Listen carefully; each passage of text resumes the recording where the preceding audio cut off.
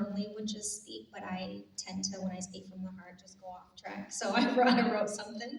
My name is Montha Chum, and I'm the co-founder and executive director of Minnesota 8. We started as a campaign in 2016 when 8 Cambodian men were picked up to be deported to a country that most of them have never set foot in or even speak the language. And one of them was my brother.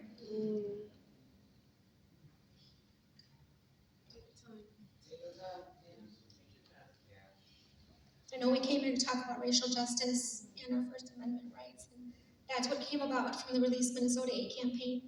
But I want to share a little bit about my story. So growing up, I heard a lot of anti-Blackness in our Asian communities. Sometimes it was subtle, and sometimes it was really direct. Warnings from elders about certain neighborhoods, ideas about what was good and what was dangerous. And for a long time, many of us didn't question where those ideas came from. For my family and I, it was a little different. I grew up in the projects on the west side of St. Paul, where it was over-policed and under-resourced, where a lot of Black and brown brothers and sisters grew up together. And as I got older, I realized those beliefs did not come from our cultures alone, that they came from what white America taught us, that they came from systems that survived by keeping communities of colors divided. The model minority myth really pinned us against one another, right? It told Asians that if we stayed quiet and that if we worked hard and didn't challenge the system, that we could earn proximity to whiteness. Yes. And at the same time, Black and brown communities were blamed and criminalized for the very inequities created by those same systems that pitted us against one another. Then George Floyd was murdered here in Minneapolis, and for many of us, it became impossible to ignore. It was also the same time that COVID happened, when Asian communities across the country were experiencing illness. And racism, xenophobia, others. I have 4 children, y'all. I have 2 grandkids. They're Black, like all of my grandkids are Black. In our culture, all of our nieces and nephews' kids, they're also our grandkids, so I have quite a bit of them. But it's so sad when I think about the anti-Black that grew up in our communities. And now our next generation look like all of us that are in here. So in that moment, they really tried to separate our communities. They told us that we needed to focus on ourselves instead of standing with Black communities to fight for justice. But what many of us came to understand is that racism does not operate in isolation. The same systems that criminalize Black communities fuels the anti-Asian hate, xenophobia, and fear towards immigrant refugees. And in moments like that, our First Amendment rights, our rights to protest, to speak out, to organize, and to demand justice, became critically important. We saw everyone take to the streets together because they understood that silence would not protect any of us. I remember the grief and the anger across the state, but I also remember what was happening inside of our Southeast Asian communities. We had different conversations. I remember, like you hear about Asian communities, and what a lot of folks don't realize is that within the Southeast Asian diaspora, those are folks like me and my family who came because of products of war and genocide. Then you have the East Asian folks who are like those who came on student visas and became doctors and nurses, etc. But that's why the model minority myth is so important for a lot of us to really understand the pitting against one another. We had conversations after George Floyd's murder to really talk about how Black folks, the uprising that was happening, that it wasn't just Black folks being angry and burning up buildings and things like that, but that there was a history of issues that had happened within the Black communities and really explaining that to our communities. And so as a Khmer leader, even though within Minnesota 8 we were doing this as an organization, I realized the importance of not only talking about it publicly, but personally. So I remember sitting down with my family, trying to explain what solidarity actually meant, trying to explain that supporting Black lives didn't take anything away from us. That our liberations are tied together. Because the truth is, Southeast Asian communities also know what state violence feels like. Our families are here because America was there. It wasn't a privilege for us to be here. That's the narrative that everybody was taught.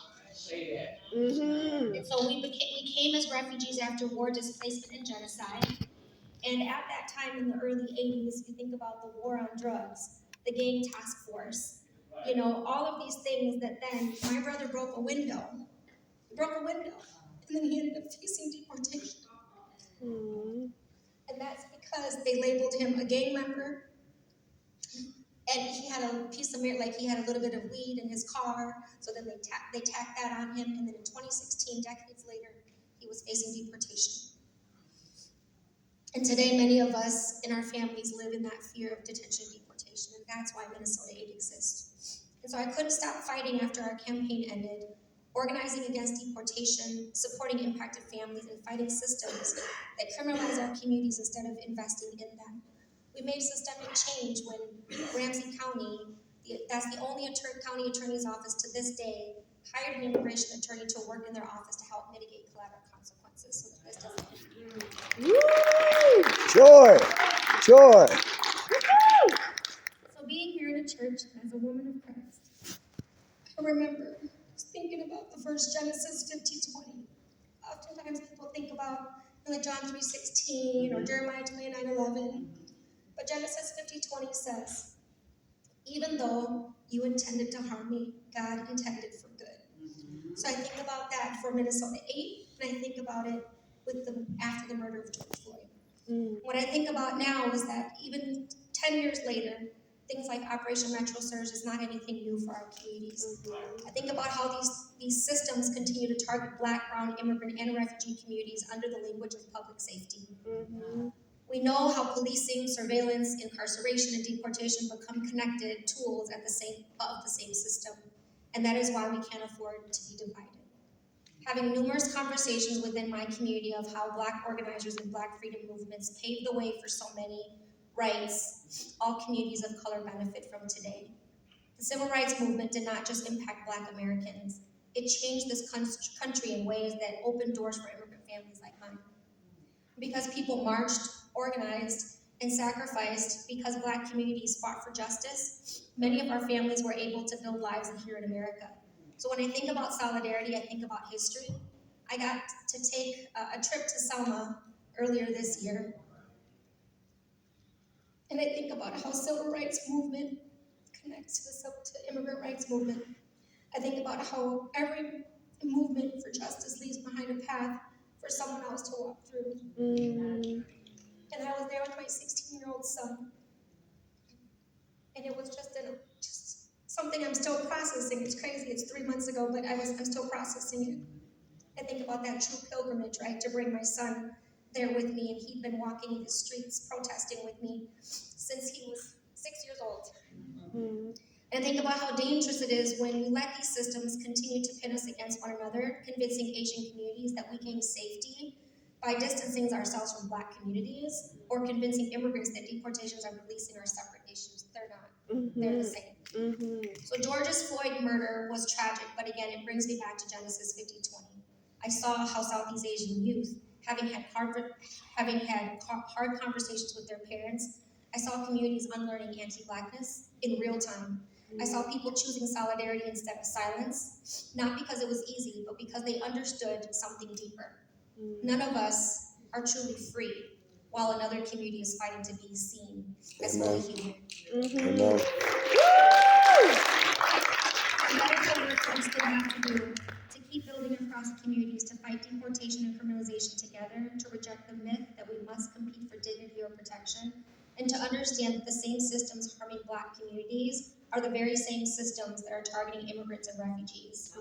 Because our futures are connected, and if we want justice, then we have to fight for each other too.